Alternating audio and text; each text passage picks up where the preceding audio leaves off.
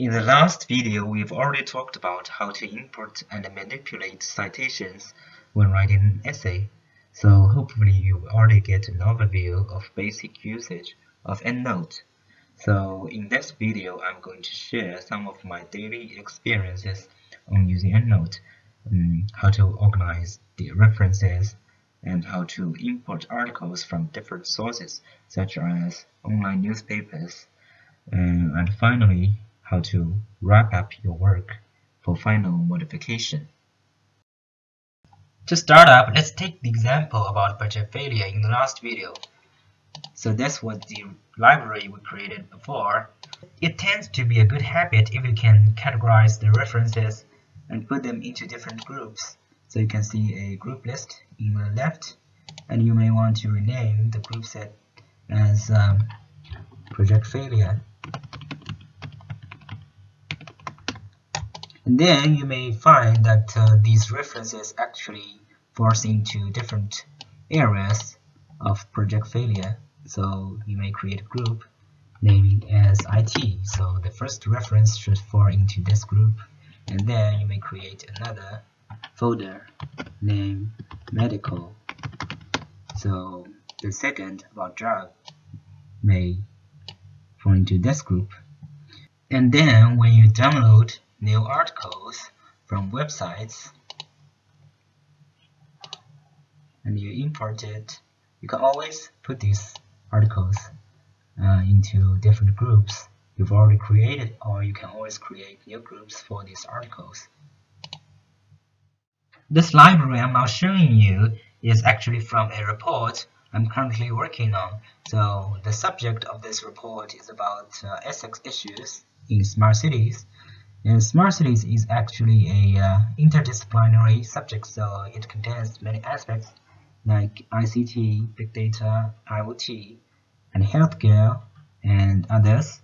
And it is always a good idea to categorize these articles into different groups so that you can easily find what you want when you are writing. Additionally, if you are still not satisfied with the default group settings in EndNote, there's another thing called Smart Group. So you can actually create a Smart Group by here, create a Smart Group, and Smart Group actually provides constraints to filter your articles. For example, if you want all articles starting from 2012, which title contains big data, you can actually type big data from 2012 to now, and you can actually type the title contains big data, and also the year is greater than 2012, and you created this, and all the articles satisfying these constraints will fall into this group.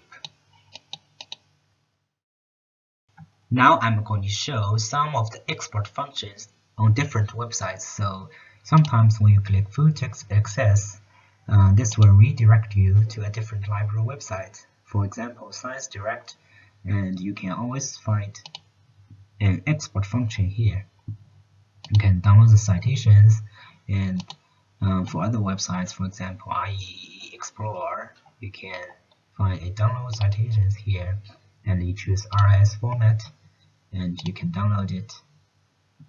And for this website, you can find a export formats for EndNote, and you can also download it. And also for Google Scholar, which is very popular, I think, you can always find a double quotation mark here below each article, and you can always find EndNote, and you can download citations like that. However, for some Chinese websites, the process may be a little bit different. For example, you want an article from Wanfeng, and you click this, and there's also a export function here, and you click EndNote, and you click export. It turns out that the export format is in TXT, and you need to click an import function in EndNote and choose what you've downloaded, and TXT file, and you choose EndNote import, and then you can import this article And you can always try these things out if you find that your citations cannot be properly imported. To add an online source or a newspaper article, you will need to manually input the information by clicking a New Reference button in EndNote, and you can choose the reference type to be a web page or a newspaper article. And you can actually copy the title here into EndNote and paste it here, and the name of the reporter to be in here, and the year should be 2017. And then the newspaper would be Forbes, like in here. And for a newspaper, one important thing would be the link address, and you also copy the link address in here.